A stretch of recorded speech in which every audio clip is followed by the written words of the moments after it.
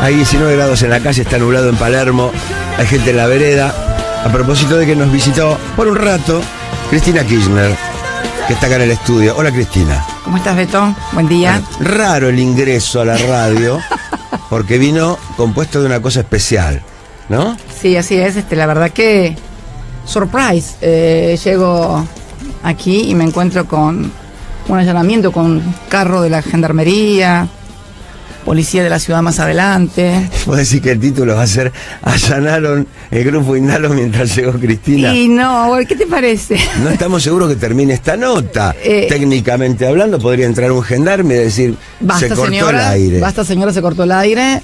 La verdad que, Beto, lo tomamos en broma, pero no es para broma. No, es ¿qué va a ser broma si es el pan nuestro de cada día? Yo vivo de seria. Esto. Es mi trabajo y estamos, bueno, no sé, estos días son algo confusos respecto de si hay cambio de manos de grupo. Debo decirte que tampoco nos comunican demasiado. A mí me gustaría a veces que fueran un poquito más corteses en ese sentido, pero bueno. Deberían. Pero por lo menos por ahora pagan en término. Mirá, la verdad que yo recién cuando me avisaron antes de salir de casa que la gendarmería había allanado acá la radio, bueno, algunos me decían, ¿vas a ir? ¿Y por qué no voy a ir? Al contrario, creo que tengo que ir por doble motivo, ¿no? Y pensaba y comentaba recién con algún colega tuyo ahí afuera que me saludaron cuando ingresaba. ¿Vos te imaginás que nuestro gobierno, por ejemplo, la gendarmería hubiera allanado Radio Mitre, por ejemplo? ¿Qué hubiera pasado si Gendarmería allana Radio Mitre durante nuestra gestión?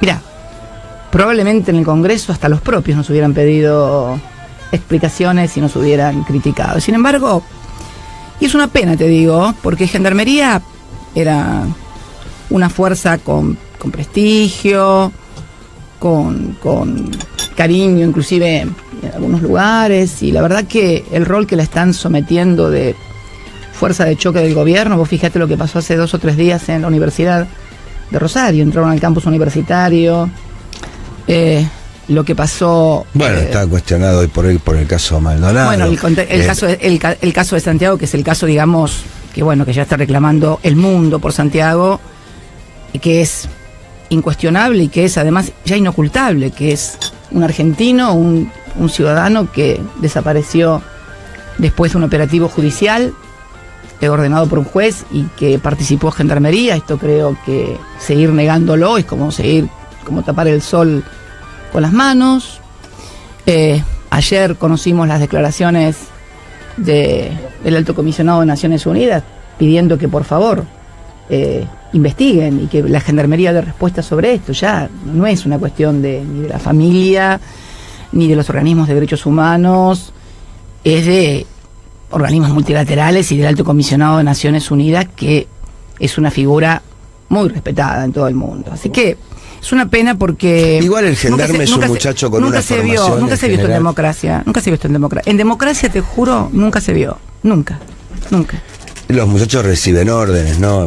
Pero en general siempre se respetó al gendarme por tener una formación especial en cuanto a menores índices de corrupción y demás. Digo, no debería cambiar eso, porque incluso los chicos que hoy vinieron acá, no sé si es un allanamiento técnicamente, cumplirán órdenes. Así que hablamos de precios antes que vos llegues. De los precios que se vienen, de los aumentos que se vienen, sobre todo los de tarifas que son los programados. No, los que ya llegaron. Bueno, por supuesto, sí. Los que ya llegaron, te comento, el año pasado, el bimestre de mayo-julio de la factura de gas, el precio del metro cúbico al usuario, al que paga la factura, era de 1,95 pesos. ¿Sabés de cuánto fue para este bimestre, un año después, el precio del metro cúbico del gas? 5,53 por metro cúbico. Y te lo traduzco en factura. La persona que pagó el año pasado en un departamento de clase media, en zona Congreso, Montserrat, 3.500 pesos, acaba de pagar 9.700 pesos de gas. A ver, si vos le preguntás a las provincias, que son las dueñas del gas y las que entregan el gas, cuánto le aumentaron las regalías, por ejemplo, que reciben por concepto de pago de las empresas privadas que explotan los yacimientos de gas de las provincias? Nada. Si tuvieron un aumento, o sea, 5 veces, olvídate. Entonces, yo ayer veía la factura esta de casi 10.000 pesos, porque son 9.700 pesos, son casi 10.000 pesos. Una familia que tiene un sueldo entre los dos, ponele que trabajen los dos, que tengan suerte de ir trabajando los dos, y que tengan 2 chicos, y que uno gane 25.000 pesos y el otro completen 40.000 entre ambos, no puede ser que un cuarto de lo que ganás se te vaya únicamente a la factura de gas. Lo de los servicios, el precio de los servicios y los aumentos, las tarifas de luz, de gas y de agua son absolutamente inexplicables y solamente se explican por darle una rentabilidad desmedida a las empresas, y porque además los dueños de las empresas eléctricas, por ejemplo de Edenor y de Sur, son amigos del presidente, y bueno, y porque los que producen gas lo mismo, y así vamos, ¿no? ¿Sabés qué nos pasa acá como comunicadores y como receptores de lo que le pasa a la gente? Que a nosotros nos escucha muchísima gente de laburo, casi toda. Sí. Mucho interior, mucho conurbano bonaerense, mucha gente de trabajo que se levanta muy temprano y que presumimos son los que más padecen los aumentos. Mucha gente enojadísima. Y las pymes. Ni hablar. Pero mucha gente enojadísima, mucha gente diciendo, bueno, chicos, las tarifas las regalaba el gobierno anterior y ahora estamos pagando eso. No, ¿Viste? ¿Ustedes regalaban las tarifas? No, nadie regalaba nada. Acordate que cada vez que se producía un aumento del cargo del gas o de cualquier factura, ¿no te acordás los que eran los titulares por los aumentos cuando, inclusive gente que cortaba una calle porque le habían aumentado la tarifa y no tenía el servicio bien o demás? Me parece que no. Te digo más, creo que los subsidios a las tarifas implicaban también una inyección a la demanda agregada y al consumo, Beto, porque en definitiva era un ingreso indirecto para la gente. Y no me parecía que estaban regaladas. Me parecía que en todo caso podrían haber merecido algún ajuste o reajuste. Te lo concedo, sí, algún reajuste o ajuste, pero este ajuste, 10.000 pesos de gas.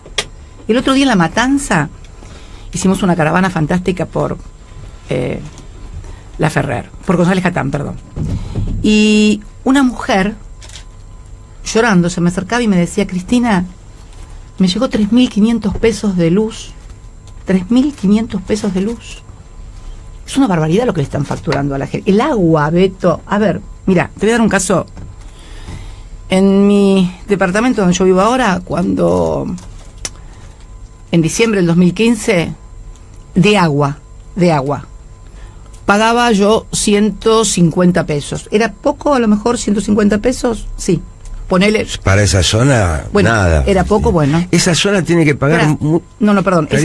Perdón. Esa zona paga más de inmobiliario, porque no hay que olvidarse que una cosa son los servicios. Pero de tarifas también, Cristina. Bueno, ponele. Así el que menos puede paga menos. Bueno, 150 pesos. ¿Sabes cuánto llega ahora de agua? 3.000. Yo vivo sola. 3.000. Está bien, supongamos que vive una familia, digamos, no lo puede abordar. 3.000. De cualquier manera, a ver, en todo el mundo los servicios, Beto, no son por el lugar donde vivís, sino por lo que gastás.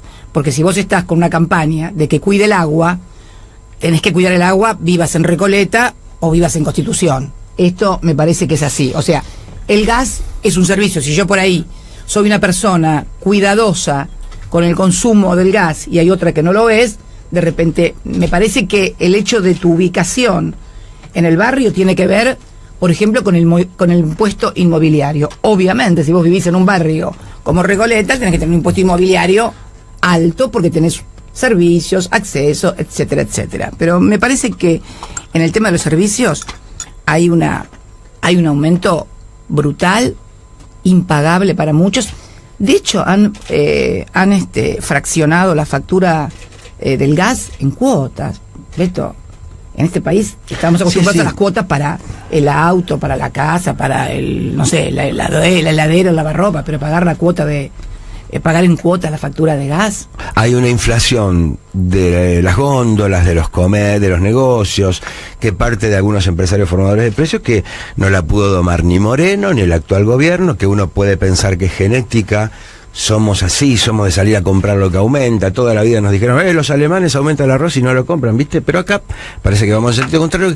Esa ponerle que es genética y no pudo ni Moreno y no está pudiendo el actual equipo económico. La gestión que parte a veces del Estado, que es un aumento de tarifa programado y demás, uno piensa que se podía graduar un poquito más y sobre todo no ahorcar tanto al que menos puede. Ustedes van, los veo de caravana y hay muchísima gente. Va la gente de Cambiemos a los timbreos y también responde mucha gente. De hecho, las encuestas te dan ahí todavía con Bullrich como muy parejos. Incluso en la provincia de Buenos Aires, que es un lugar que se supone más está padeciendo los recortes, el ajuste y demás, ¿no? Mira, Beto, si vos analizás los resultados de las PASO, de cada 3 bonaerenses, 2 se manifestaron en contra de estas políticas, claramente. Lo que sucede es que la oposición está dividida. Entonces, obviamente, el gobierno que hace de la división todo un leitmotiv, sea política, sea de fractura social, sea, no sé, de dividir la matanza, por ejemplo, hace toda una política de división. Yo pienso porque tal vez con el concepto de dividir y reinarás, cuando lo que se trata no es de reinar, sino de gobernar, me parece, ¿no? Entonces, creo que allí radica el problema. Además, nuestra fuerza en un marco de adversidad absoluto. El triunfo de las PASO fue en un marco de adversidad absoluto. Todo un blindaje mediático que protege al gobierno y yo creo que en algunos casos hasta lo encubre. Y después es la fuerza de choque, en muchos casos, también contra nosotros, evidentemente, demonizados, estigmatizados. ¿Seguiste el caso Navarro? Sin recursos. ¿Cómo? ¿Seguiste el caso Navarro? El caso ¿Te interesó el tema de Roberto Navarro? Siempre me interesa todo lo que sea persecución, censura y acallar voces. Creo que no es bueno. No es bueno para ustedes, primero porque son las primeras víctimas. Pero me llama la atención la falta de solidaridad de la inmensa mayoría de los colegas de Navarro. No hablo de tu caso.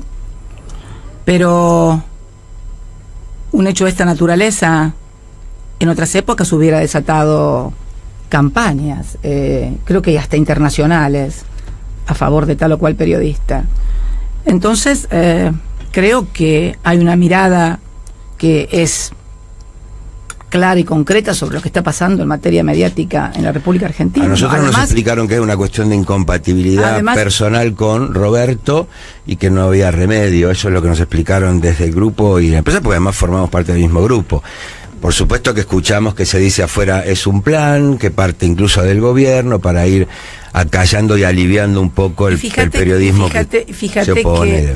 Fíjate que es así en general, o sea, al gobierno le molestan las voces que cuentan cosas, porque en definitiva, y le molestan sobre todo cuando se muestran los papeles de esas cosas, ¿no? Porque vos por ahí podés tener una crítica, ser un crítico, pero de repente, bueno, sos un crítico, pero si además de ser un crítico, presentás papeles, pruebas, creo que Navarro hacía un muy buen periodismo de investigación, como lo hacen también, por ejemplo, la gente del Grupo Octubre, ¿no? De Página 12, de la 750 y demás, pero además no es que lo digo yo ni lo decís vos. Está en letras de molde en los propios diarios donde te anuncian lo que va a pasar. Que a fulanito le va a pasar tal cosa, que al otro lo van a allanar, que al otro lo van a meter preso, que al otro va a pasar esto. Pero lo cuentan. Hay tal grado de impunidad que vos lo podés ver en los editorialistas de los grandes medios, donde te anticipan lo que va a pasar, donde te anticipan cuál va a ser el resultado de determinada pericia, donde te anticipan que a fulanito de tal o al grupo tal lo va a comprar tal y lo van a apretar con esto y le van a decir esto. Te lo relatan. Yo podría traerte acá una pila de noticias y de los medios, no sé, de los medios principales o de los grandes editorialistas, estrellas de los grandes medios, donde te anticipan todo lo que va a pasar. O sea, realmente es una cosa que yo creo que ya no se puede mirar hacia un costado, Yo respeto mucho y también entiendo que todo el mundo tiene un laburo, todo el mundo tiene que vivir, pero me parece que hay cosas que, en fin, no son buenas. Y creo que en el caso de Roberto fue una cosa muy sentida por una parte importante de la sociedad. Porque además, ¿sabes qué, Beto? Lo que yo pienso, que también la sociedad necesita, por ahí, cuando vienen estas etapas, un lugar en donde sentirse reflejado, en donde sentir que se puede escuchar algo diferente. Creo que la sociedad, creo que además el sistema democrático también necesita la oxigenación de la diferencia y del disenso. Sí, ustedes tuvieron una cosa también muy torpe con los medios, que además les salió carísimo y no les sirvió para nada. ¿Qué torpe? A ver, contame. Bueno, Spolsky, grupos que además quedaron debiendo plata, dejando desempleados, gente que está todavía reclamando sueldo. A ver, Beto. El Radio del Plata. Beto, yo no tenía grupos. Vos tenías Clarín enfrente, ponele. No. Pero también intentaron una. Bueno, se habló de este multimedio, Cristina. Bueno, de este multimedio que se decía que era mío. Está claro que era tuyo, o que vos le dijiste a Cristóbal López comprarlo. Pero está claro que no era mío, me parece, ¿no? Porque ahora de todos los que afirmaron, firmaron, dijeron, bueno, ahora deberían decir, nos equivocamos, C5N, el grupo Indalo, no era de Cristina, en medio de una campaña en la cual Cristina es senadora, una cosa de estas, me parece que no. Entonces, me parece que, ves, estas cosas se van desmontando con el tiempo, pero con costos muy grandes para la sociedad. Ahora, no podés negar que durante nuestra gestión de gobierno, Beto, hubo una libertad absoluta de que cualquiera podía decir cualquier cosa. Y cuando digo cualquier cosa, es cualquier cosa. Desde juicios críticos hasta infamias, hasta calumnias. ¿Sabes una cosa? Sí, se te puede reprochar lo poco que te abriste a las notas como ahora, pero entiendo que si el grupo Clarín funcionaba como funcionaba, casi como partido de oposición, y lo asume así igual Clarín, no es que yo esté descubriendo nada. Libertad para trabajar había. Te cuento, libertad absoluta para trabajar. Yo no creo que hoy el periodismo tenga libertad para trabajar en la República Argentina, sinceramente. Creo que además de no tener la libertad, porque evidentemente algunos le marcan la línea editorial a otros, también cuando comienzan estas cosas, cuando una persona como Roberto Navarro pierde el trabajo y tiene dificultades, otras personas que a lo mejor piensan parecido, o les gustaba lo que hacía, o tenían una actitud crítica, también comienzan una suerte de autocensura personal, que no significa traicionar lo que piensan ni nada, sino significa una actitud humana de cuidar su trabajo y de cuidar lo que es, Beto, porque a ver, ¿qué le vas a exigir a la gente? Que se haga el harakiri, se sacrifique, se quede sin laburo durante un año, los periodistas no consiguen laburo. Entonces el tipo, cuando ve lo que le pasa a uno que critica al gobierno, dice, pucha, yo tengo que decir hoy tal cosa, me enteré de tal otra, o me dijo tal... Y tiene miedo de que cuando lo está hablando en la televisión o en la radio, lo está escuchando algún funcionario, y levanten el tubo, oiga, diga, señor dueño de la radio tal y cual, el fulanito de tal o fulanita está diciendo tal o cual cosa. Y ¿sabes qué, Beto?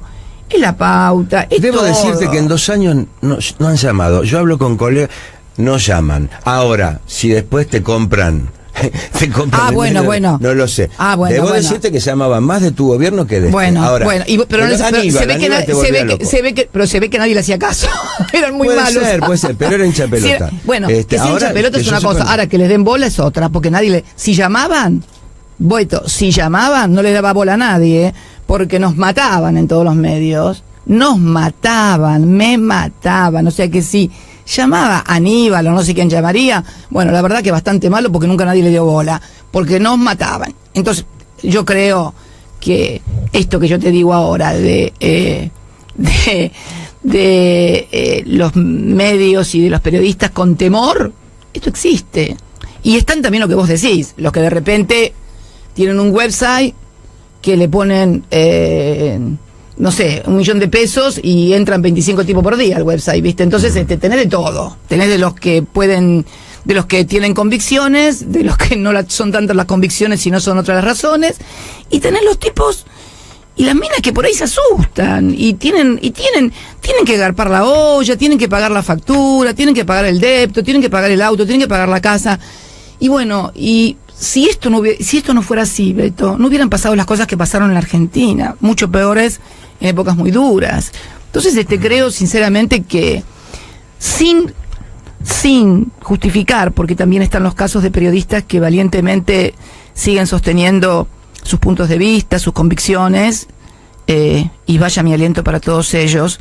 Tampoco me puedo convertir en una supercrítica de los que por temor o por sobrevivir, porque de eso se trata en definitiva, de sobrevivir, Beto, tienen otra actitud. Yo no me convierto en fiscal de nadie, ni ando señalando con el dedito, ni nada. Y otros que lo hacen porque pensaron eso toda la vida, y otros que lo hacen porque les conviene, porque les pagan, porque les llega un sobre, en fin, por lo que fuere.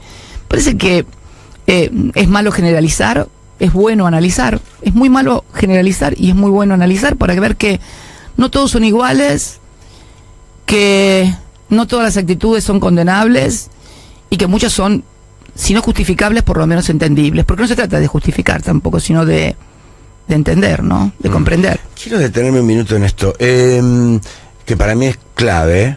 Digo, no se le puede negar a tu gestión un brusco descenso de la desocupación respecto de cómo había, pero ni siquiera del 2003, fue gradual y fue siempre descendiendo. En los últimos tiempos se complicó un poquito. No, en los últimos tiempos no te olvides que, no te olvides, Beto, pues es que todo el mundo obvia un detalle que no es menor. El mundo en el 2008 cambió, Beto. Se cayó el mundo con Lehman Brothers. Hubo una crisis. Acá tuvimos el conflicto con las patronales rurales, pero en el mundo, en septiembre, Lehman Brothers se cayó y el mundo aún no se ha recuperado. El mundo sigue crujiendo, Beto. ¿Viste lo que está pasando en España, por ejemplo? Sí. Lo de España, por ejemplo, el PP, el Partido Popular de España, se la pasó hablando de lo que pasaba en Venezuela, de la represión, de esto, de lo otro, de pim. ¿Viste lo que pasó el domingo en Cataluña? Sí. Cuando los guardias civiles con pasamontañas agarraban a mujeres y las revoleaban. Hablé con Serrat ayer. Lo revoleaban por la escalera. A mí te digo, la verdad que y hoy están mandando el ejército, Beto, a Barcelona. Están mandando el ejército. Y se quieren independizar. Bueno, pero yo lo que quería es, independientemente de lo que mucha gente reconoció fueron logros de tu gestión, de hecho perdieron por 1,5 puntos, eso es, iba al mismo tiempo creciendo una cosa emocional, extra incluso, te diría, prosperidad económica o no, cómo le fuera de bien o mal a cada uno, que tenía que ver con tu figura, con el kirchnerismo en general. Esto es el yegua, que a vos te consta, que lo escuchaste tantas veces, y otras cosas, que vos hiciste autocrítica el otro día del tonito que usaste en algunas cadenas, y sobre todo del kirchnerismo se pelea con todo. Se peleó con el campo, se peleó con Clarín, se pelea con los medios, se peleó con Massa. Entonces vamos por parte. Ahí haces una enumeración. Me parece que no es que el kirchnerismo o el peronismo o Cristina o quien quiera se pelea con todos. Me parece que nuestro gobierno fue un gobierno que enfrentó a los que se creen dueños del país, Beto. Se creen dueños del país. Clarín, vamos a hablar en serio un poquito de esto, porque parece que de repente cuando vos haces esas enumeraciones como que yo me peleé con el señor de enfrente, con la verdulera, con el roticero. No fue ni con la verdulera, ni con el roticero. Fue con los que se creen dueños del país. ¿Vos te acordás lo que fue el conflicto con las patronales rurales? ¿Vos viste que acá se critican los cortes de ruta, o los cortes de calle, o los piquetes? ¿Vos sabés que nunca hubo en la historia de la Argentina un nivel de cortes de rutas que provocó desabastecimiento en los supermercados de la población como el que llevaron adelante las cámaras patronales rurales, apoyadas por todos los mismos medios que hoy piden que si un piquetero, si un vecino corta la calle, lo metan preso? Fue brutal, porque además se creen los dueños del país. Su voz paradigmática es la tribuna de doctrina, como yo digo, no La Nación. Y de repente Clarín también, el grupo hegemónico, se sienten dueños del país y de que, a ver, el hecho de lo que corría, que no hay gobierno que pueda aguantar 4 tapas o 10 tapas seguidas de Clarín porque se cae. Nosotros, nuestro gobierno, sobre todo mis 2 gobiernos, bancamos 8 años de tapas diciendo cualquier cosa. Y además, enfrentándonos con los que se han creído dueños de la Argentina. ¿Vos te crees que, por ejemplo, recuperar la administración de los recursos de los trabajadores, las AFJP, es gratis? Esa guita, Beto, que sirvió para que los jubilados tuvieran movilidad jubilatoria, para la inclusión de gente a la que no le habían hecho los aportes y que había trabajado toda la vida, para las amas de casa. Esa guita la manejaban las empresas. Esa guita se la prestaban las empresas, mientras el Estado pagaba más del 60% de las jubilaciones, era solamente para un sector de la sociedad, el que tenía jubilaciones más altas, y esa plata se la autoprestaban las empresas a tasas bajísimas. ¿Y vos qué te crees? ¿Que hacer esas cosas, recuperar esas cosas, es gratis para una dirigente política, para un espacio político? No es gratis. El Perón, que escribió Conducción Política, te hubiera guiñado un ojo y hubiera dicho: qué poco pragmatismo. ¿Te parece? No le diga a los del campo, este es el palo de la abundancia. Dígale, el campo es próspero y después ¿Qué Perón decís vos? ¿El que se peleó con la Iglesia, por ejemplo? No, ¿en qué año? Me encanta porque... No, porque de grande, el tipo aprendió que se tiene que negociar, incluso con gente que tiene intereses totalmente absolutamente, opuestos, ¿no? Claro, pero el problema es este. Articular, negociar, es un instrumento de todo gobierno, claro que sí. El problema es cuando te quieren imponer. Cuando vos te dicen, no tiene que salir una ley de medios, no puede haber una ley de medios. Cuando a vos te dicen, no se pueden cobrar retenciones, o están mal las retenciones, o hay que... Este es el problema, cuando quieren imponerle al gobierno, al que está sentado en la Casa Rosada, esas decisiones, que pueden ser de 2 modos impuestas. O porque no había gobiernos que no tenían la fortaleza suficiente para abordar esos problemas, y con esta concepción tuya de la negociación, que en realidad nunca era negociación, era subordinación. Porque ¿qué es negociar, Beto? Negociar es decir, bueno, a ver, ¿cuánto ganan ustedes? ¿Tanto? Bueno, no pueden ganar tanto, ganen la mitad, pero ganen mucha plata. No. Quieren ganar todo. Entonces, la negociación, ¿qué es? Hacer lo que ellos quieren. Eso no es negociación, eso es subordinación. Todos los gobernantes se subordinaron en cierta medida a los sectores económicos. De hecho, si no hubiéramos recibido el país en las condiciones que lo recibió Néstor en el 2003. Patas para arriba, defaulteada una deuda que era el 160% del PBI, con los jubilados en la plaza gritando, con los productores de pollo que nos largaban los pollitos porque estaban todos fundidos por la importación de Brasil, con los piqueteros que no tenían laburo. Acordate que Néstor sacó el 22% de los votos y teníamos casi 25% de su ocupación cuando asumió. Entonces, a ver, ¿qué es la negociación? La negociación que no había alternativa que pelearse con Moyano, es que yo no me peleé con Moyano. Hugo, y no viene al caso tampoco contar entre telones ni nada, que algún día seguramente volveremos a hablar también con Hugo, pero no te voy a contar entre telones ni esto ni lo otro, pero me parece que de repente también no te olvides que muchos creyeron que al verme sola, una mujer presidenta, en las condiciones que pasó después, que pasó lo de Néstor, claro, tal vez pensaron que era el momento de avanzar, ¿no? Sobre el gobierno, no avanzar mal, sino avanzar en la disputa por el poder, natural, no hay por qué tampoco rajarse las vestiduras, ni decir, qué malo.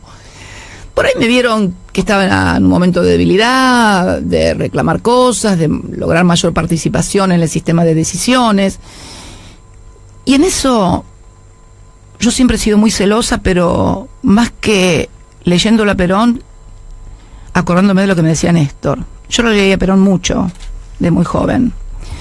Y después de haber leído a Perón mucho durante muy joven, también lo vi a él construir en la Argentina desde una provincia casi desconocida y construir un país que comenzó a ser respetado en el mundo. Así que yo también lo escuchaba mucho a él, y él siempre me dijo: mientras estés sentada en ese sillón, en la Casa Rosada, la que tiene que tomar las decisiones sos vos.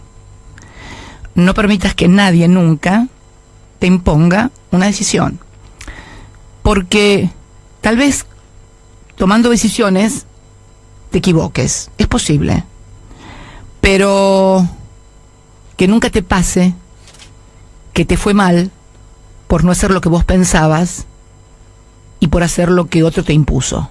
En definitiva, lo que me quería decir, o por lo menos eso es lo que yo interpretaba, era que si uno fracasa en una gestión de gobierno, en todo caso, sea por las equivocaciones o porque tenía una percepción equivocada, pero si yo miro esta historia nuestra, estos 12 años y medio de gobierno, de cómo empezamos y de cómo terminamos en esa plaza, no recuerdo, Beto, ninguna fuerza política en la Argentina que haya tenido 3 periodos consecutivos de gobierno y que además, cuando finaliza su periodo de gobierno, es despedida por una plaza que rebosa por los 4 costados. Ojalá que de acá en más cada uno que termina un periodo de gobierno en la República Argentina pueda ser despedido por una multitud en la plaza, porque hablaría que las cosas van bien en la Argentina. A ver, más allá de las dificultades que hay siempre y que va a seguir habiendo seguramente en un mundo, como te decía, cada vez más complejo. Pero esto de Cristina que se pelea con todos, o el gobierno que se pelea con todos, a ver, ¿vos creés que es posible en la vida y en la gestión de gobierno lograr cosas sin pelearla en el buen sentido, te digo? Está bien.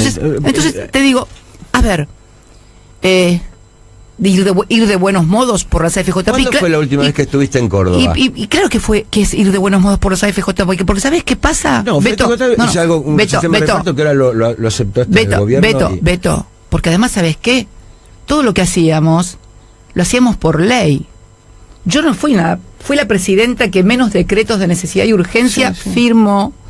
Esto es una cuestión también que me gusta aclarar, porque parece que de repente yo hubiera sido alguien sentada en la Casa de Gobierno que tomaba decisiones a pura firma de decreto, como está pasando ahora. Ahora el presidente firma decretos de necesidad y urgencia todos los días, donde quita la salud, vialidad, el blanqueo para la familia, los parientes y los amigos. Bueno, esto no era así. Yo mandaba todo al Congreso, todo se discutía en el Congreso, las AFJP se discutieron en el Congreso, ley de medios se discutió en el Congreso, reforma de justicia se discutió en el Congreso. No andabas. Vos imaginate que yo hubiera sacado un decreto de necesidad de urgencia en un blanqueo, donde una de las discusiones había sido que la condición sine qua non era que no fuera extensivo a los familiares de los funcionarios. Se aprueba esta ley en el Congreso y después yo saco un decreto de necesidad de urgencia donde extiendo el beneficio a los familiares, y aparece mi hermana, y yo también tengo una hermanita, no tengo un hermano, pero tengo una hermanita. Pues imagínate que en el blanqueo yo hubiera después modificado eso y aparece mi hermana blanqueando 35,5 millones de dólares. Estas cosas están pasando en la Argentina, Beto. Y la verdad que no lo escucho en ninguna alguien parte. Que escucha podrá decir, Cristina tiene una causa, por supuesto. No escucha. Y al que lo dijo lo rajaron.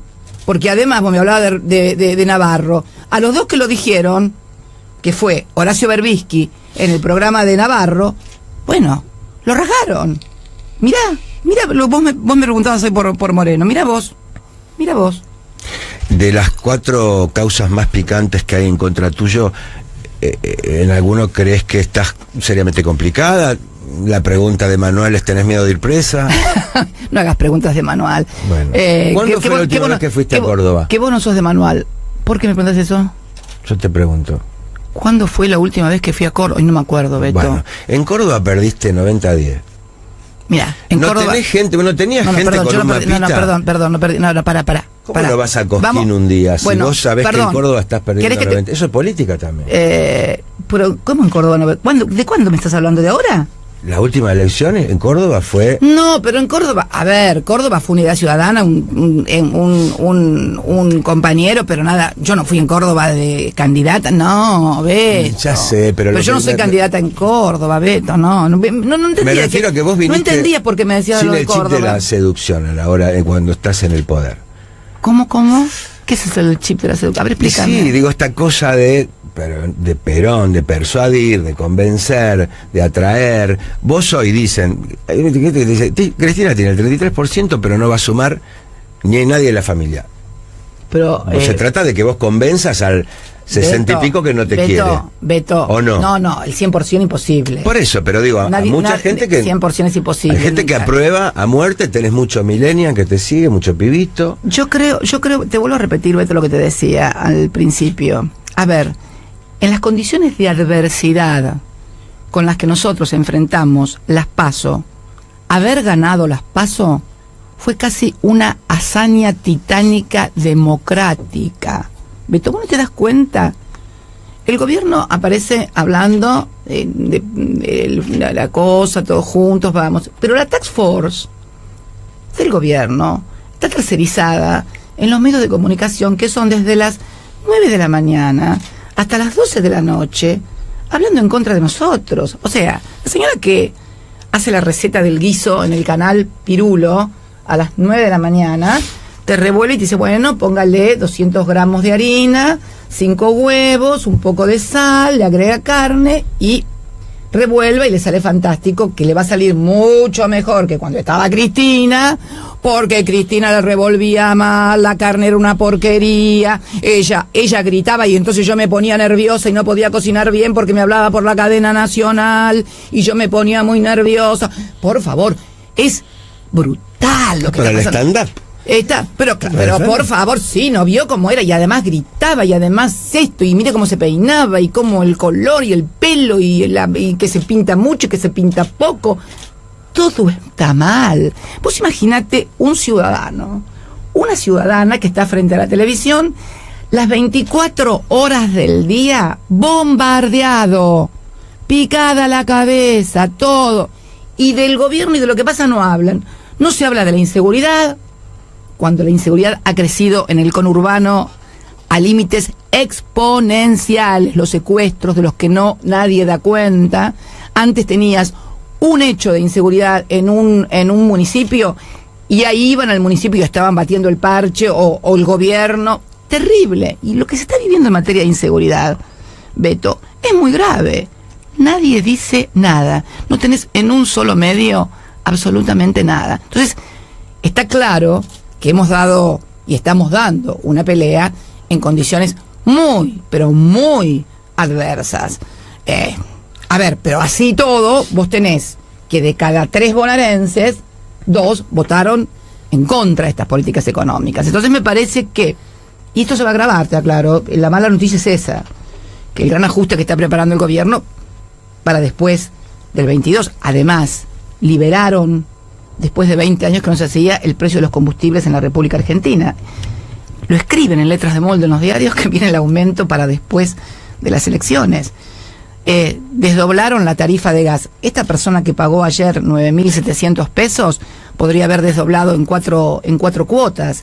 Bueno, no la pagó toda junta, pero después la tienen que pagar toda junta y le va a venir con los aumentos que vienen después. Entonces, la pregunta es, si la sociedad o no está dispuesta a darle un cheque en blanco a este gobierno para que haga lo que quiera.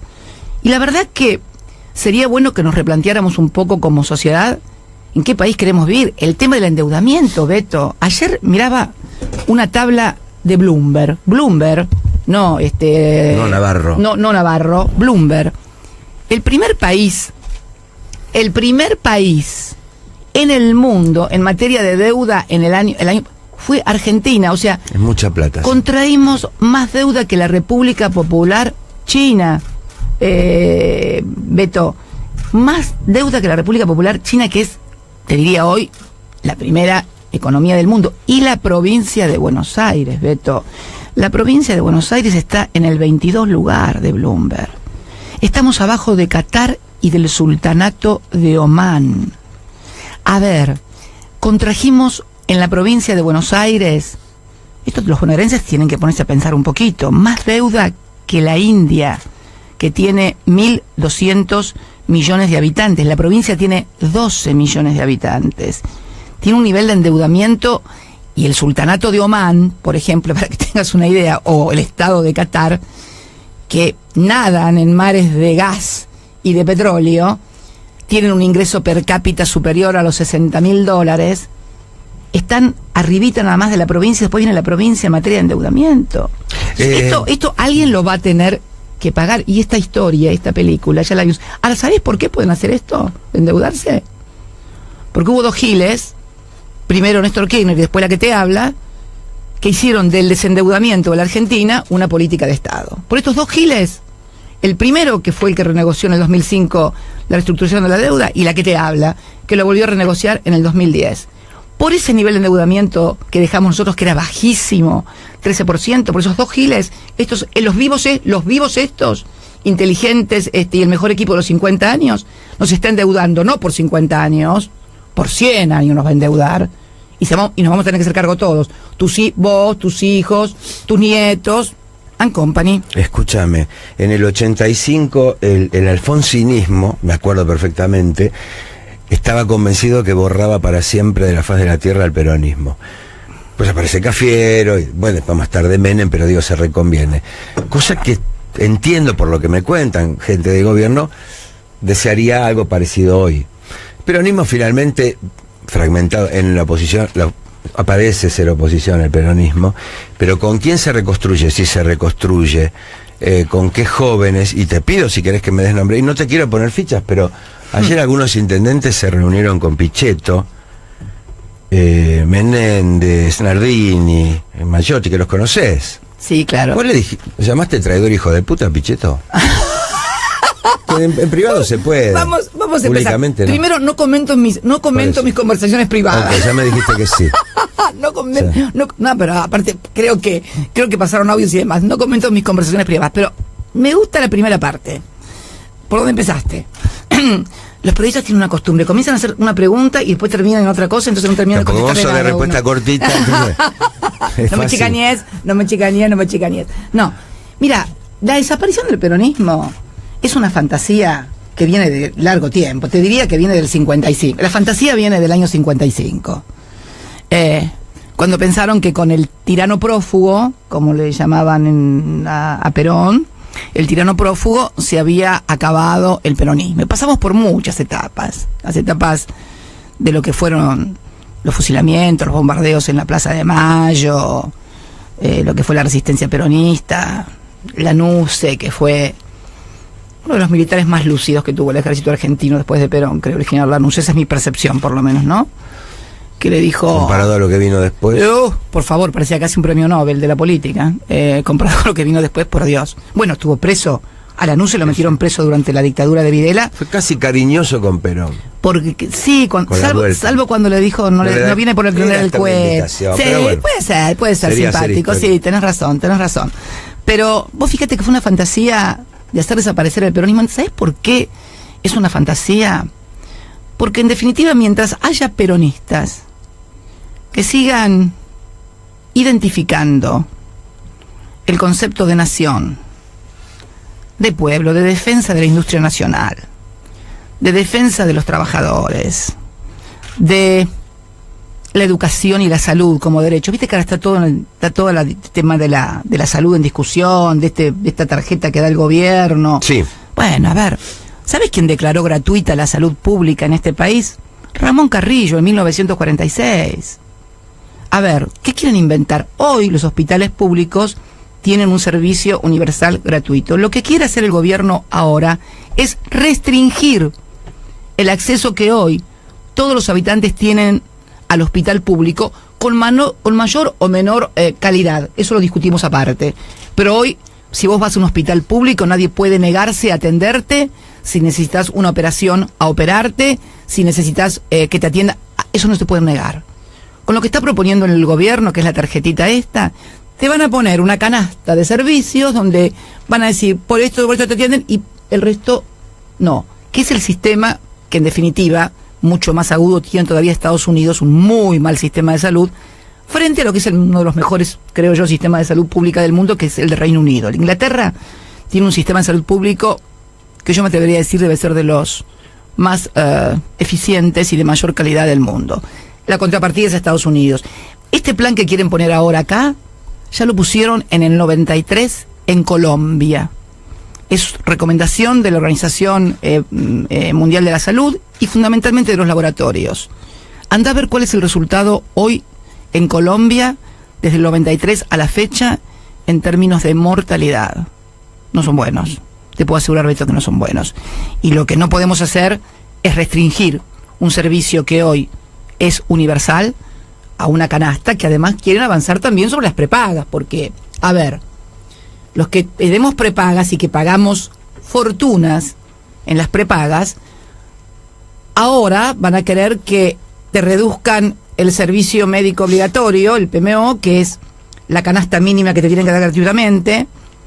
Mucha gente me está diciendo que cuando van a la prepaga o a la obra social a hacerse un tratamiento o para una intervención o para un análisis, le dan turno para dentro de 20 días, un mes, 2 meses. Entonces la gente que por ahí tiene miedo por su salud termina pagando el estudio, pagando el análisis para que se lo hagan ya y no le den un turno. Son todas triquiñuelas. Pasaba también, obviamente, en tu gestión. No, mira, históricamente, el hospital público hace lo que puede. No estoy hablando del hospital público, estoy hablando de las prepagas y de las obras sociales.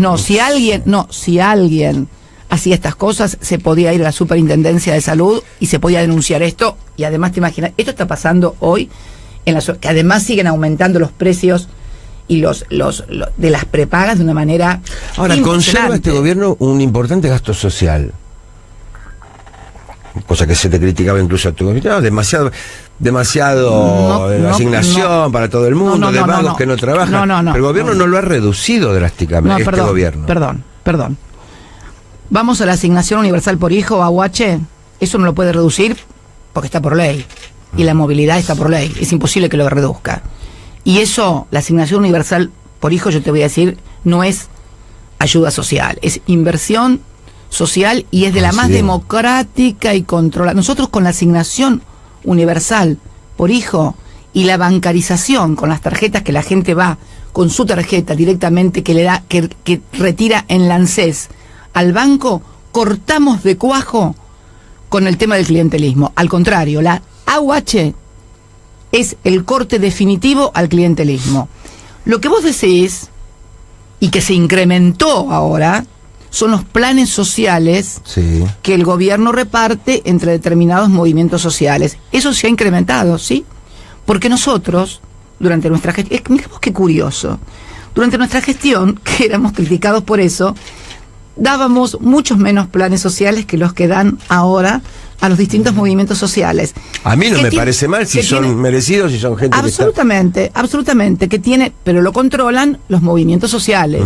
O sea, no es una tarjeta que vos tenés y que la UH que no tiene ningún tipo de vinculación con nadie. La UH es vos en la ANSES verifica que a vos te corresponde la UH y te dan la UH, la ANSES en una oficina pública. Y vos con esa tarjeta vas al banco, no tenés que hablar con ningún dirigente político, no tenés que hablar con ningún dirigente sindical, ni barrial, ni de movimientos sociales, ni absolutamente nada. Sí, pero ha habido punterismo también en los últimos 10 años, Cristina, que disponía de planes, se sabe, en los barrios, en las intendencias. Mira, a mí no me consta. Te voy a decir, Beto, y te lo vuelvo a decir, la UH fue la inclusión social más grande para cortar precisamente con todo eso. Y creo que, obviamente, hoy la capacidad adquisitiva de la UH ha caído por abajo de la inflación. O sea, ha caído, o sea, hoy es más alta la inflación. Lo mismo pasa con los salarios, lo mismo pasa con las jubilaciones y las pensiones y con la UH. Están todas por debajo de la inflación. Por eso tenemos esta caída brutal del consumo. Por eso tenemos comercios que cierran, por eso tenemos supermercados vacíos. Vos acordate que los supermercados primero, se abrieron supermercados y sucursales de supermercados y de hipermercados como nunca se habían abierto durante nuestra gestión. Tenías cajas, filas enteras de cajas, y además cuando ibas a comprar tenías que hacer fila en cada una de las cajas para comprar. Yo te invito a que vayas ahora, fin de semana cualquiera de los grandes hipermercados, y vas a ver menos cantidad de cajas, porque han cerrado cajas, y prácticamente no hay cola en ninguna de las cajas. Ha habido una brutal caída del consumo porque ha caído lo que yo percibo acá, y además tenés aumento de desocupación también. La gente no tiene laburo. En el conurbano, Beto, se acabaron las changas. En el conurbano, Beto, la gente está siendo despedida de fábricas y no hay laburo. Esto es lo que está pasando. ¿Por qué? Pues tenés un gobierno que desprecia la industria nacional, que te abre indiscriminadamente la importación, que dice que lo nacional no sirve. A ver, están trayendo chanchos de Dinamarca, ahora chanchos o cerdos de Estados Unidos, manzanas de Chile. No es los 90, por supuesto, porque los 90 han sido, para mí, casi tan grave como la dictadura en términos de pérdida de vida. No sabremos nunca la cantidad de vida que costó esa apertura espantosa de la economía. Pero bueno, es otra discusión. Pero entiendo ¿puede ser otro mate cocido? Puede ser, y otro muchas cortado. Gracias, y otro cortadito. Pero, a ver, yo percibo cosas. Viste que hay economistas que corren por derecha al gobierno, que lo consideran demasiado keynesiano,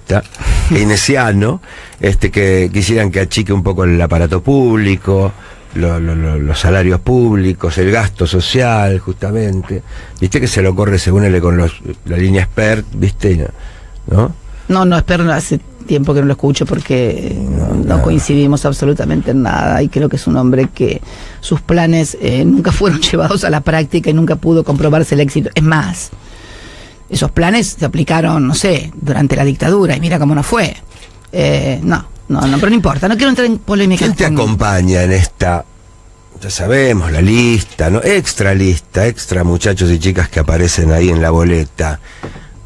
En este momento, que si son gente de mi confianza, quiero que si yo voy a ayudar a reconstruir el peronismo, a volver a armarlo, estén. Si querés, si no... No. Mira, después de la radio, me voy a Avellaneda.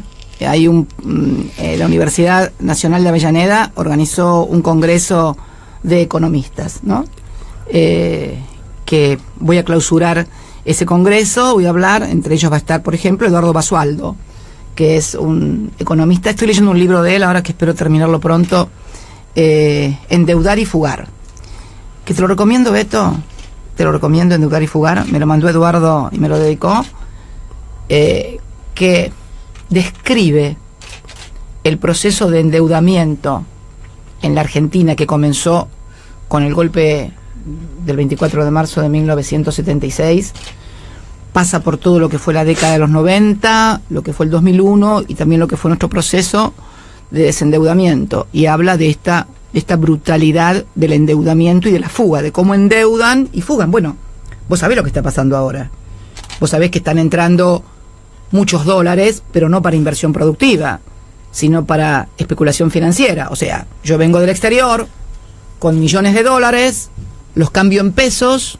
Me decía alguien de gobierno el otro día, mucha timba y mucha edificación entre dos o tres socios. Lo pongo en las Levax, me pagan el 27% en las Levax, y después, cuando vea que esto ya no da para más, como nos pasó en otras etapas, me doy vuelta, cambio los pesos con una tasa que tuve al 27% y compro dólares. Si además tengo el dólar planchado, como lo tiene ahora el gobierno, evidentemente el negocio va a ser formidable. O sea, esto es lo que está pasando en la República Argentina. Ahora, yo pregunto, si un empresario cualquiera tiene que decidir una inversión, no sé, tomar más gente, poner una nueva línea de producción de lo que produce él, cualquiera fuera la cosa que produzca, ve que alguien está pagando el 27% por plata de interés.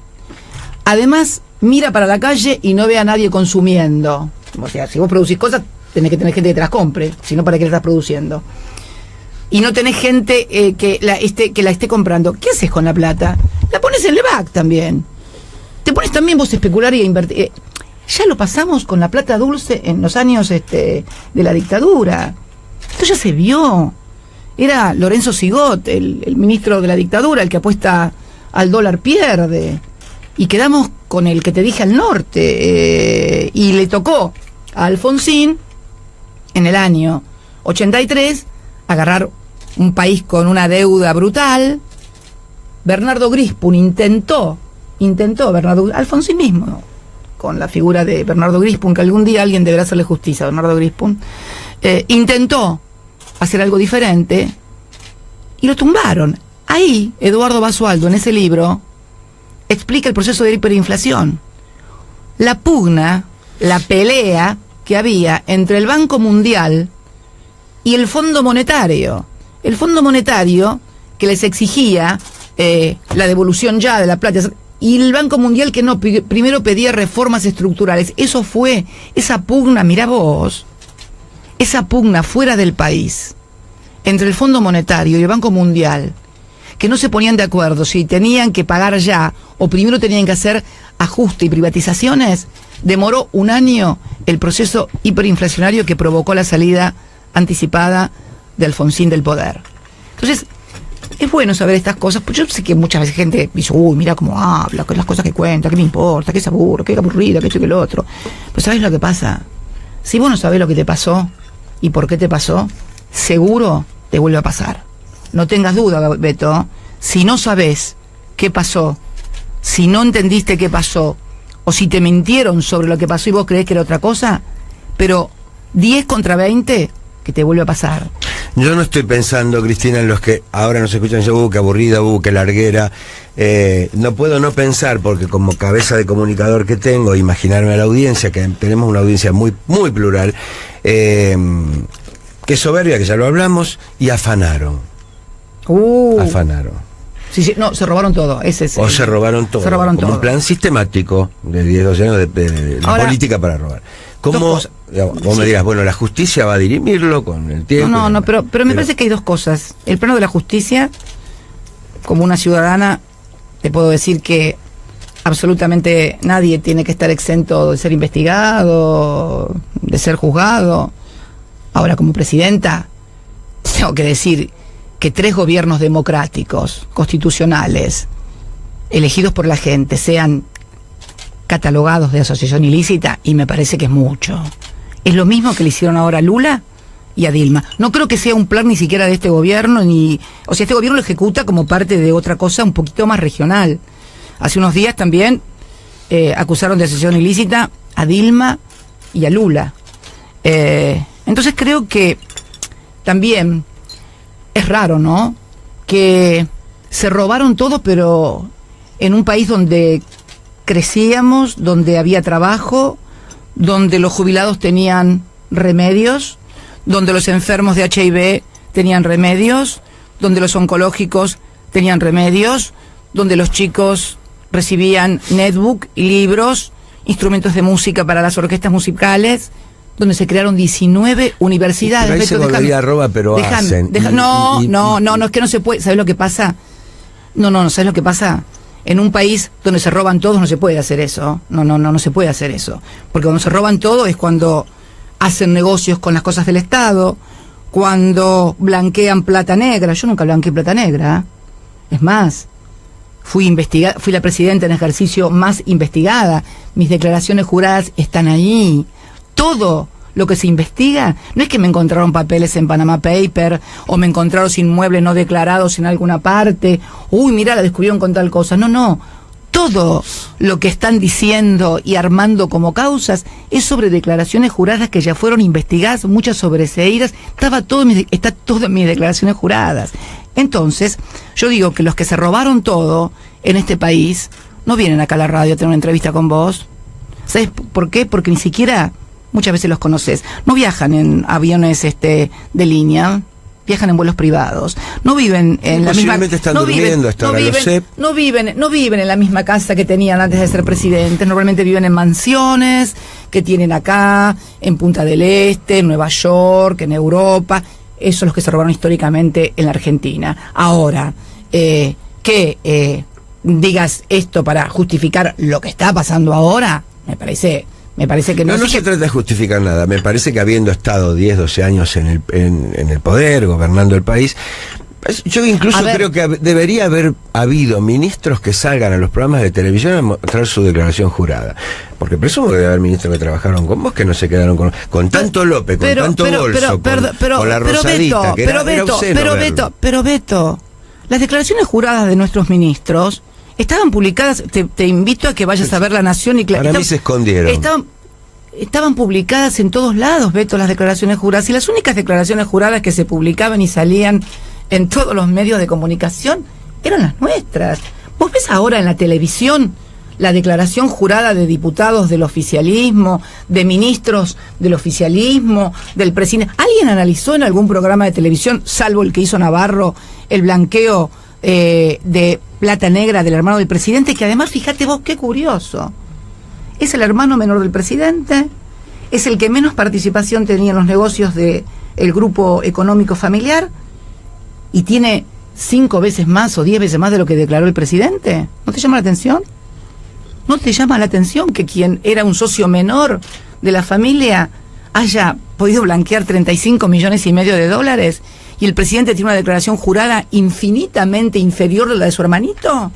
¿No te llama la atención eso? ¿Se analiza en algún lugar?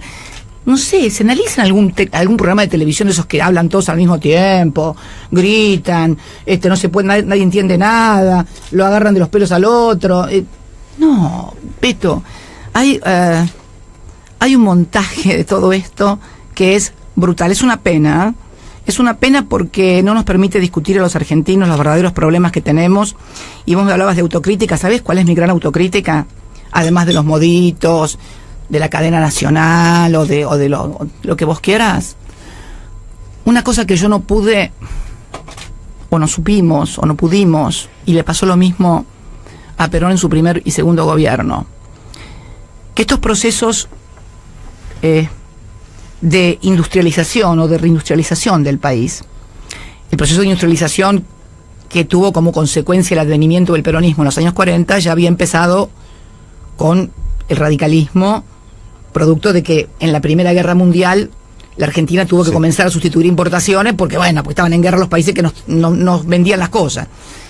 Esto explotó durante el peronismo, que además lo fomentó, lo incrementó, pero en todo proceso de reindustrialización se produce un estrangulamiento del sector externo, porque ¿qué pasa? Vos tenés que importar máquinas para producir bienes, tenés que pagar en dólares, al mismo tiempo, sobre todo en las últimas décadas, se produce un fenómeno cultural en la Argentina que es la dolarización. La gente quiere dólares, no quiere ahorrar en otra cosa. Vos vas a Brasil, y anda a pagar en dólares en Brasil, no te lo aceptan.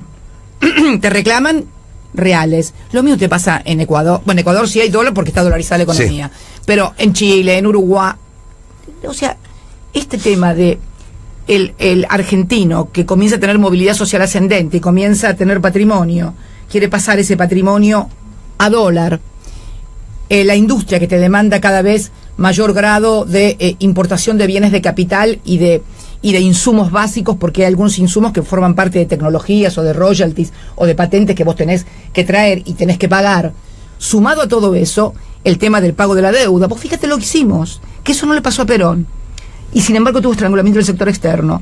Perón no tenía servicios de deuda fuerte en la primera y segunda presidencia. Tenía el estrangulamiento del sector externo, tuvo malas cosechas, de donde tomaba en el 52, 51 creo que hubo una sequía muy importante y tuvo una mala cosecha. Pero vos fíjate que él no tenía el estrangulamiento por deuda, por servicio de deuda. Y nosotros nos pusimos a la espalda el proceso de reindustrialización, el proceso de movilidad social ascendente, y además de todo eso, los servicios de la deuda que habían contraído los que se habían ido. Y así todo, tuvimos ese problema de estrangulamiento del sector, y eso no lo pudimos o no le encontramos la vuelta. Pero en un marco aún de mayor estrangulamiento y más adverso que el que tuvo Perón en la primera y segunda presidencia. Y esto es una cosa que los economistas deberían abordar seriamente, porque yo no creo que la Argentina tenga posibilidades de desarrollo económico únicamente con el sector de servicios o únicamente desarrollando el sector energético, que parece ser el sector no somos Chile, ¿no? ¿Cómo? No somos Chile, que sí vive de eso y... No, es que 43 millones de personas no pueden vivir de eso. No creo. 43 millones de personas, para bancar a 43 millones de personas, vos necesitas trabajo industrial, necesitas valor agregado, necesitas ciencia y tecnología, necesitas satélites, necesitas energía nuclear, necesitas cada vez más y mejor trabajo. Esto es lo que necesitamos y esto es lo que tenemos que discutir los argentinos. Y yo creo que los economistas, con el sector de comercio, pues fíjate, hoy tenemos, no sé qué va a hacer esta gente con la deuda. Van a tener el déficit comercial más importante de la historia argentina, o por lo menos de los últimos 20 años. Beto, la balanza comercial, la diferencia entre lo que exportamos e importamos, va a ser de 6.000 millones de dólares. Una de las fuentes más genuinas para pagar deuda o para tener dólares, porque nosotros no fabricamos dólares, es precisamente el saldo de la balanza comercial, que da negativo. Con Brasil estamos batiendo récords de balanza comercial negativa. Si además los dólares que entran son dólares especulativos, son dólares financieros, porque está claro que el año pasado tuvimos la inversión extranjera directa, una de las más bajas, la mitad de la que tuvimos en el 2015, la mitad. Entonces, vamos a seguir endeudados. El otro día Bloomberg sacó un artículo bastante crítico de esto del endeudamiento. No es sustentable que la Argentina haya encabezado el ranking de Bloomberg del país que más endeuda y después vienen los chinos. ¿Cómo nosotros vamos a tener más endeudamiento que los chinos? 1.400 millones de tipos, la primera economía del mundo, producen todo, exportan por cientos de miles de millones. ¿Cómo puede ser que la provincia de Buenos Aires aparezca como una de las más endeudadas, abajo pegadita a Qatar y al sultanato de Omán? ¿Cómo es sustentable esto en el tiempo, Beto? Esto no es sustentable en el tiempo. Yo sé que a la gente, bueno, como no le pasa ahora lo de la deuda, pero así nos pasó. Después cuando revienta todo, nadie sabe por qué revienta. Y revienta por estas cosas. Esto no es sostenible en el tiempo. Siguen además rebajando impuestos a los que más tienen y siguen aumentando las tarifas a toda la gente. Te seguís endeudando, abrís las importaciones, decís que la industria nacional es una porquería porque no somos competitivos. Es mentira que no somos competitivos. Es mentira que no somos competitivos. Pero vos necesitas, para ser competitivo en industria, 20 o 30 años de políticas públicas sosteniendo la industria, como hizo Corea. ¿Vos te acordás las porquerías que producían los japoneses que no le gustaban a nadie porque le gustaban más los autos americanos? Sí. Y finalmente terminaron con una industria de la gran... nos mandan autos, nos mandan... Bueno, acordate lo coreano. Lo coreano también era feo, horrible, y ahora no es feo y horrible. Samsung, fíjate, Samsung, todos querían iPhone, Apple, ahora resulta que Samsung le va a ganar a Apple, ahora resulta que Huawei, que es la empresa china, le va a ganar a Apple. Quiere decir que si el Estado... Sí, a veces con trabajo precarizado, ¿no? En esos países. Si el Estado, bueno, claro, precarizado en relación a lo que son nuestras condiciones laborales. Claro. No precarizado con respecto a lo de ellos, porque vos, a ver, China todavía tiene sectores en la China rural, que si vos vas en esa China rural, tenés condiciones de vida del siglo XIX. Y no tan rural, entonces, $1 a ver, por día. Ellos están incorporando millones de personas. Ellos incorporaban más o menos al aparato del consumo algo así como 30 millones de personas por año. ¿Te imaginas? Un poco menos de una Argentina por año. Entonces me parece que son países que han tenido políticas públicas sostenidas durante mucho tiempo y les ha dado resultado. A ver, si todos estos países que empezaron horrible, pero siguieron en la misma, y finalmente lograron, ¿por qué nosotros vamos a los bandazos que bancamos 10 o 12 años y medio de políticas populares, de la industria nacional, y después nos pasamos al otro lado? Ningún país va a poder crecer así. Si todos los demás tuvieron años y años para crecer apoyando esas políticas que por ahí decían, no van a poder competir nunca, no, lo alemán es mucho mejor que lo chino, no, lo norteamericano es mejor que lo coreano, y hoy están compitiendo. ¿Por qué nosotros no podemos hacer lo mismo, Beto?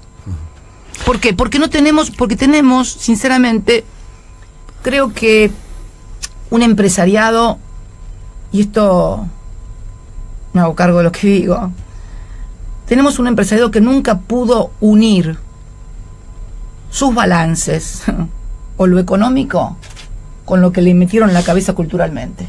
O sea, es como que los tipos ganaron cualquier plata, se abrieron comercios, abrieron industrias, durante los gobiernos populares, ¿te gusta? Sí. Populistas, ¿te gusta más? Y sin embargo, aspiraban de repente a tener un campo en lugar de tener una fábrica, cuando en realidad en Estados Unidos es exactamente al revés. En Estados Unidos, que te da prestigio, es ser industrial, tener muchos empleados, valor agregado. Y bueno, los rancheros, dirigentes de la UIA que tienen soja. Y los rancheros son en Estados Unidos son junta bosta, los rancheros. Y demás, y protegidos porque los protege la industria con el diferencial que hacen, ¿no? A ver si es un tema para ustedes. ¿Cómo despega el peronismo a propósito del futuro, de la imagen, y ya no solo como imagen, sino como crear una nueva escuela? Digamos, el otro día estuvo el Pata Medina 8 horas al aire y la verdad que todo el mundo decía es la mejor propaganda para el gobierno. Sin lugar a dudas. Es porque el Pata Medina encarnaba el peronismo. No, bueno, no. Sí, en el inconsciente de la no, mayoría. Señor, por eso, bueno, ahora me dirás, pero en general el peronismo está pegado a la imagen de sindicalistas ricos. Que la verdad que hay que decirlo, uno rasca un poco. Yo te puedo hablar bien del Pollo Sobrero, de Palazzo, de algún otro muchacho que creo. De muchos más, de muchos más. Seguramente, pero la verdad que los que conocemos. De muchos más. A ver, los que conocemos son. Beto. Se les caen las propiedades. Beto. El Momo Venegas está en la familia se está peleando por. Pero no importa si estaban más cerca del gobierno actual. Permíteme. El Pata Medina, personaje nefasto, si los hay. Nosotros lo enfrentamos toda la vida al Pata Medina. El Pata Medina, cuando yo fui candidata en el año 2005 a senadora por la provincia de Buenos Aires, el Pata Medina apoyaba a la entonces lista, sí, del PJ. Ahora su hija también estaba en una lista que apoyaba a otra lista peronista también.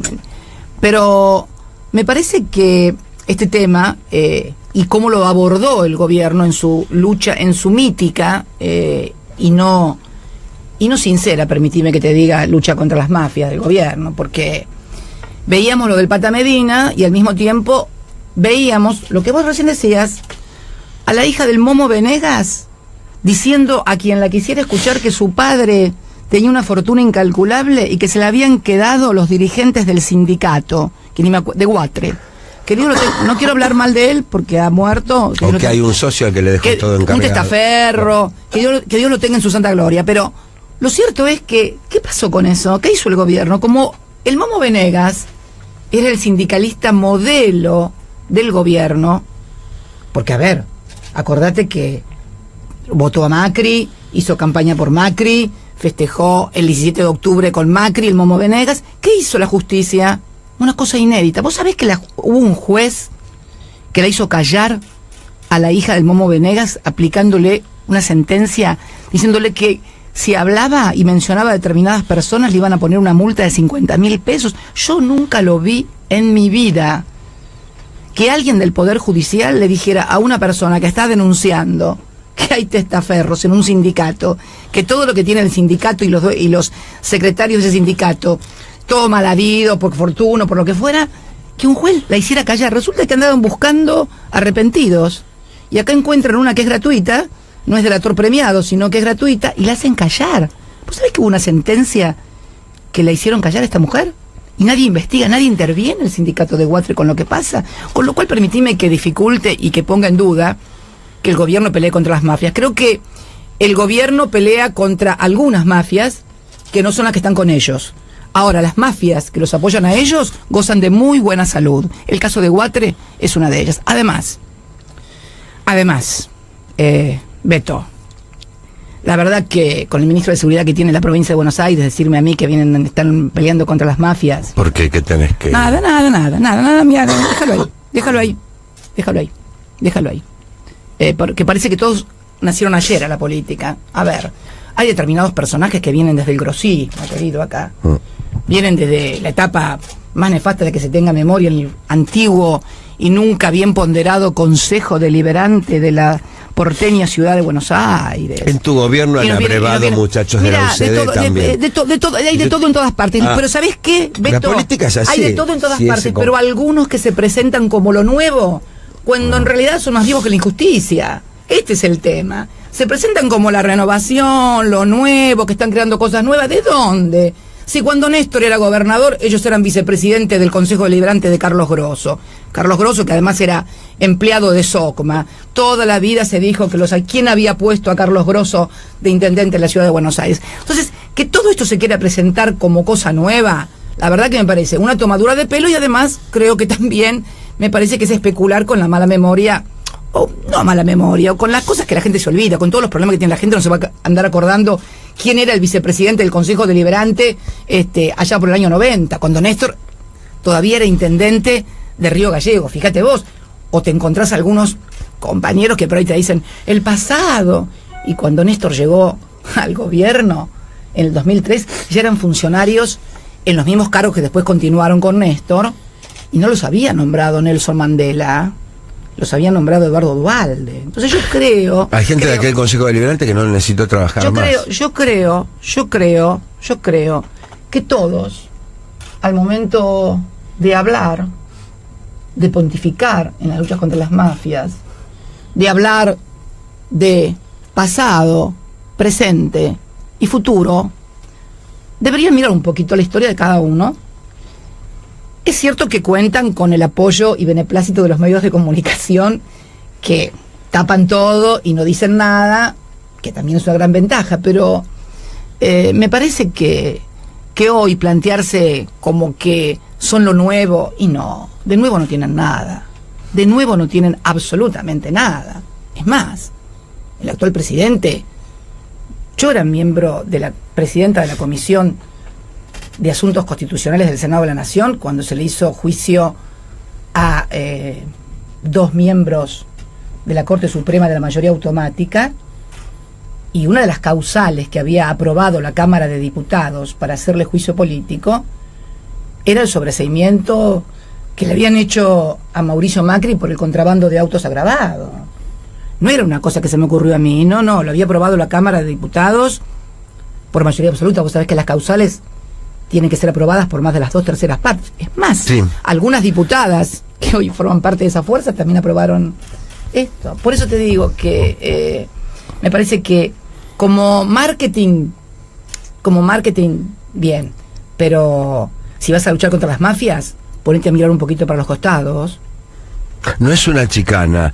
De la gente detenida que estuvo en tu gestión, no visitas a nadie. A nadie. Es más, ni Jaime ni Lázaro. Es más, yo una vez que dejé el gobierno, algunos funcionarios nunca más los volví a ver. Eso, me suena chicana igual, te lo voy a decir. No, porque por ahí me decías, mira, fulano está detenido injustamente. Mira, te voy a decir algo. Vos te imaginás que si hubiera visitado a alguno ya te hubieras enterado, me parece, ¿no? Lo cual tampoco yo voy a visitar gente presa, ¿viste? Bueno. Pero digo, vos podrías decirme, no, acá se le armó una causa injusta, fue un buen funcionario y... ¿Por qué no? Te lo diría. Debido, por ejemplo, ¿cómo venís siguiendo el proceso debido con tantas imputaciones? Mira, yo creo que debido, como cualquier otro funcionario, tendrá que dar las explicaciones que tendrá que dar en las instancias en que se las requieran. Se te cruza pensar que habría un sistema, que la verdad, los que... A ver, hay un cronograma electoral que coincide con el cronograma judicial. Sí, es evidente que, a ver, empezar determinados juicios en determinada etapa electoral no puede ser visto como una coincidencia. Yo creo que hay una judicialización muy fuerte de la política, y además lo ves que al mismo tiempo que pasa esto, el presidente, por ejemplo, consigue un juez que le dice: usted no tiene nada que ver con Panama Papers porque tenía 22 años, porque no sabía, porque su papá lo puso ahí. Pero mira qué bien. Resulta que tenía 22 años. Aparece en una sociedad offshore, titular de varias sociedades, y no tenía nada que ver porque tenía 22 años. Y resulta ser que mi hija, que tenía 12 años cuando su padre asume como presidente, y que su participación en 2 sociedades en la República Argentina, inscriptas acá, le caben no porque ella, sino porque es la heredera del padre que falleció, es miembro de una asociación ilícita, y que estaba con no sé cuántos más en las offshore de Panamá, que además han causado estragos en el mundo. Renunciaron primeros ministros, el de Islandia, el de Pakistán, Soria, el ministro de Comercio, de Industria de España, que iba a ser el sucesor de Rajoy, tuvo que irse porque apareció en Panama Papers. Y resulta que esto no tiene nada que ver. ¿Vos te das cuenta que no hay poder judicial hoy en la República Argentina? Que el poder judicial, como la gendarmería que vino hoy acá a allanar, es una fuerza de choque que el gobierno utiliza políticamente, y yo creo que está mal, muy mal eso, porque, a ver, le puede servir ahora, pero esto es insostenible también en el tiempo, y si uno mira la historia de la Argentina, puede comprobarlo fácilmente, Beto, pero que hay una utilización, claramente. ¿Sabés qué creo yo respecto de debido? Creo yo, que había hasta diciembre de 2015, hubo históricamente instalado y hasta culturalmente un sistema de retornos de la política, por supuesto que mal habido, pero naturalizado, de Alfonsín para acá, Flamarí, que dijo tengo la Banelco. Había una caja de la política que parecía estar naturalizado y permitido, de la cual estoy seguro que formó parte de tu gobierno, y no es que desde 2015 para acá se hayan hecho todos bonitos. En todo caso, habrá otro sistema de caja, creo yo, Mira, Beto, yo te digo... Vos me podrás decir, yo no estaba enterada, no sé, a mí no me llegó nada. Perdón, Beto, si vos tenés esa concepción, ¿quién retornaba? Los mismos empresarios, porque ¿sabés qué pasa? Por supuesto, pero si yo no les estoy liberando de nada. Pero ¿quiénes eran los titulares de las empresas en todo caso? Sí, los que hoy están en... Perdón. Pero el funcionario yo lo voté. Perdón, y a estos también se los votó, y hoy son miembros del gobierno. Por supuesto. Entonces, me parece ser que en esta lucha contra la corrupción, me parece que nos falta una pata fundamental, que es el corruptor. Funcionarios corruptos presos, sí, pero ¿cómo puede haber funcionarios corruptos presos y no hay ningún empresario corruptor preso? Coincido. Entonces, a ver, ¿por qué? Porque, a ver, si yo tengo que el principal contratista de obra pública era la empresa que dicen que es del presidente, que era del primo y que ahora se la vendió a Midlin, si Nicolás Caputo era uno de los principales contratistas del Estado y ahora es el dueño de Edesur, de Central Puerto, y además es cónsul general de Singapur, nadie sabe por qué, cosa extraña, está allí. Entonces, ¿por qué? Es como dije el otro día con un colega tuyo. ¿Cómo puede ser posible que el juez que puso preso a José López todavía no haya podido identificar los fajos de los billetes? Pero otra cosa más simple, Beto, el teléfono del funcionario. Esto ocurrió en junio del 2016. Yo, después de que dejé de ser presidenta, nunca más hablé, nunca más lo vi, nunca... El teléfono. ¿Por qué no agarran las líneas de teléfono? Qué cosa tan fácil hoy, con el grado de tecnología, determinar y articular cómo eran las vinculaciones.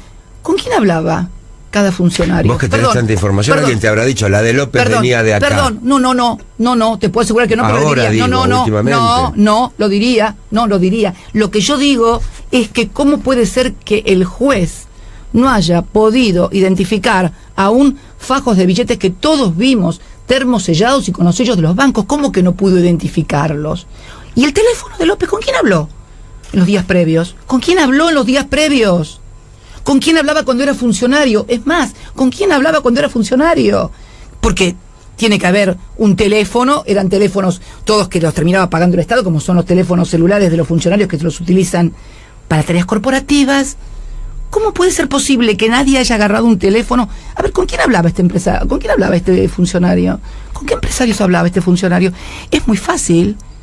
Te juego doble contra sencillo, pero doble contra sencillo, que con los teléfonos de mis secretarios, que eran los que tenían los teléfonos míos cuando yo era presidenta, hablaban mucho, pero mucho menos de lo que hablaban con algunos empresarios. Percepción, intuición, llámalo, lo que vos quieras, pero me gustaría que eso se investigue también. Por lo pronto, ese teléfono de López, en los 6 meses posteriores que dejó de ser funcionario y en los días anteriores a los que pasó ese episodio bizarro, tendría que tener el juez un artículo. Yo me acuerdo que cuando fue el escándalo de vos lo mencionaste, lo de las Banelco.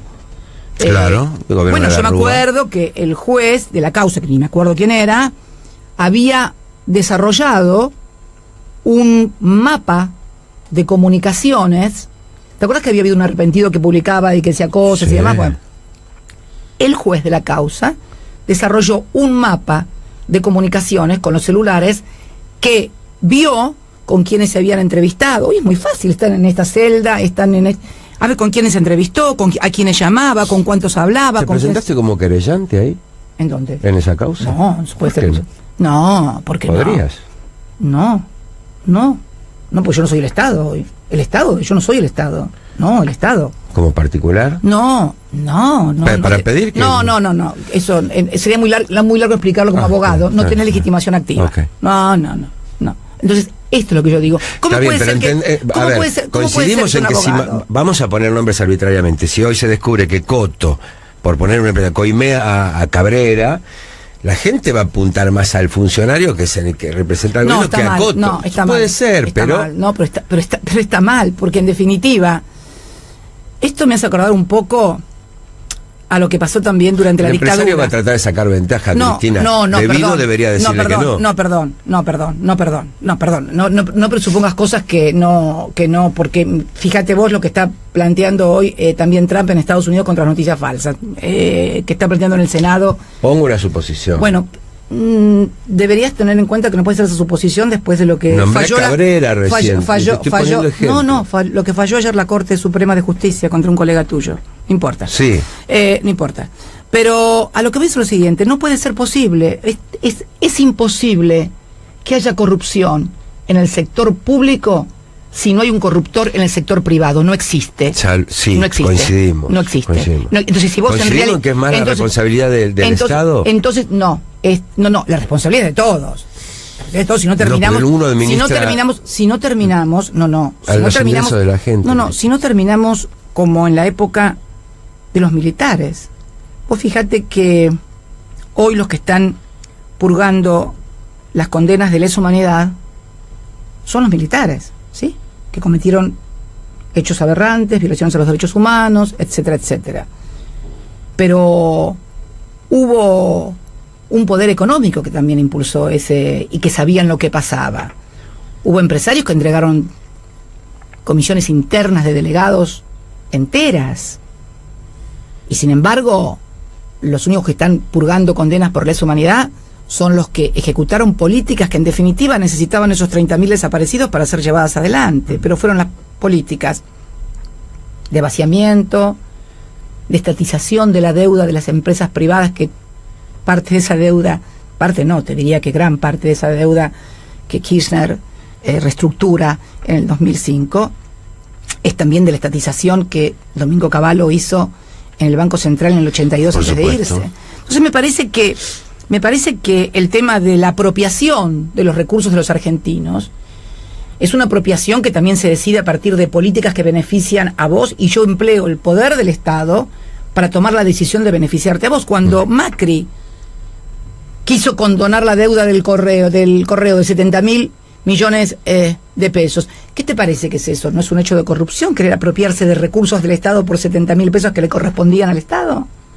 Cuando, por ejemplo, Caputo gana 2 licitaciones en energía, como ganó ahora con la Central Puerto. 2 licitaciones ganó el amigo del alma del presidente, las 2 de energía, las más importantes, por 500 millones de dólares, las ganó él. ¿Qué pasó? Cuando gana esas 2 licitaciones, sus acciones en la bolsa, o sea, las acciones de su empresa, ¡pum!, crecieron exponencialmente. ¿Qué hace después de que en la bolsa crecen exponencialmente? La vende. Mira vos, utilizar al Estado como una plataforma para beneficiar los negocios de tu familia o de tus amigos. Estas cosas están pasando en la Argentina. Entonces me parece que tenemos que hablar en serio, Beto. Yo sé que es complicado, yo sé que es complejo porque está la gendarmería en la puerta. Y entonces... Que no está rara esta. Cuando Allanados. Cuando es una película. Sí, Allanados. Cuando te ponen la gendarmería en la puerta a un medio de comunicación, yo entiendo por ahí que la línea editorial cambie, puedo entender muchas cosas, pero no es bueno para los argentinos. Te puedo asegurar que no es nada bueno para los argentinos. Yo a esta altura de la vida, si alguna vez, no sé si vendrá gente nueva, si habrá algún tipo de fusiones. Yo le avisaré al oyente en eso. A esta altura de la vida lo puedo hacer y seré fiel al oyente. ¿Pero cuántos como vos pueden darse el lujo ese, Beto? No quiero hacerme el Taura, es mi naturaleza, bueno, no podría trabajar de otra manera. Pero ponete una mano en el corazón. No, es como, por ahí hablábamos más temprano, hay gente Beto, que tiene que llevar el pan y tiene que cerrar si la vos boca. tenés la suerte de que hiciste toda una carrera y por lo tanto estás tranquilo y está muy bien que así sea. Pero imagínate un pibe de 30 años que tiene que garpar la cuota del auto, o pagar las expensas del departamento, o pagar la cuota del alquiler, o pagar la comida de los hijos. ¿Y qué le vas a pedir? ¿Que el tipo se suicide tipo Araquiri y se tire del techo de acá de la pop? Y no. Bueno, pautamos hasta esta hora porque tenías que ir a Avellaneda. ¿Dónde está Santiago? ¿Y hay algún... No hablamos de Santiago Maldonado.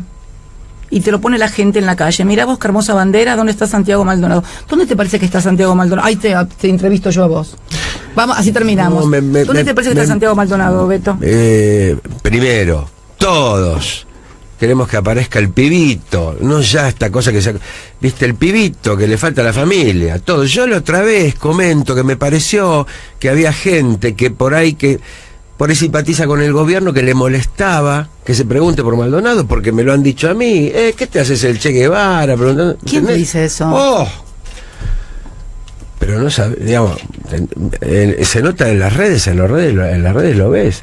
Quiero decir, y digo, me inquieta un poco eso, ¿no? Que se busque a Nisman o a Julio López o a Santiago Maldonado con más o menos énfasis según quién te simpatice. ¿Entendés a lo que voy? ¿Es nuevo esto para vos, lo que estoy diciendo? No, lo vi en el 76, a partir del 76 en Argentina. Lo vi en el 76. Ayer charlábamos, te voy a contar dos anécdotas para terminar sobre esto, porque ayer charlábamos con unos chicos de Mercedes que habían hecho una reunión, y entonces preguntaban, pero ¿cómo puede ser posible esta cosa de no identificarlo de Santiago? Dicen, y por ahí pide la palabra uno que nunca había ido y dice, miren, cuando Videla vino acá a Mercedes, que lo declararon ciudadano ilustre, él era mercedino, ¿te acordás? Creo que él o la mujer era mercedino. ¿Videla? Sí, no me acuerdo. Él o la mujer era mercedino, me parece. Y fue a Mercedes, había una carpa para 4.000 personas. La carpa estaba llena, había 4.000 personas, y afuera había 10.000, Beto, esperándolo.